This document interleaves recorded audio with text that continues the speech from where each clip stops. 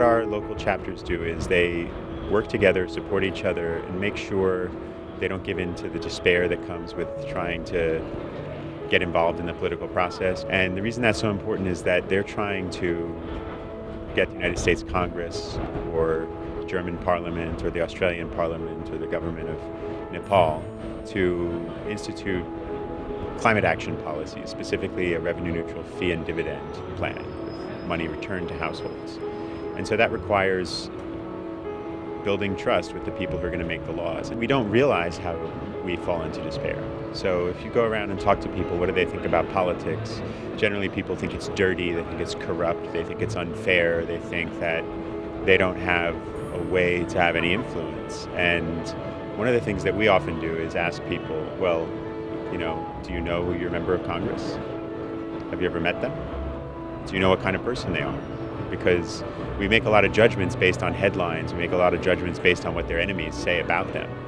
But we don't necessarily make judgments based on who they actually are and why they're serving. People start to realize it was a choice to turn away. It was a choice to just blanket everything with the label corruption and not get involved.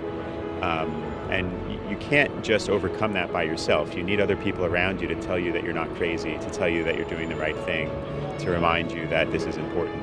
Societies have always had very powerful elites that require the rest of society to kind of make things work for them. And it creates a lot of harm. It creates a lot of environmental harm.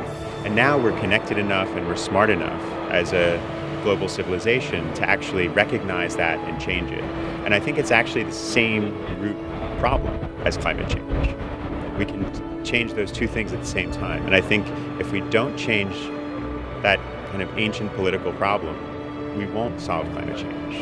It is absolutely integral to getting it right that we start to give everybody everywhere a role in their own destiny.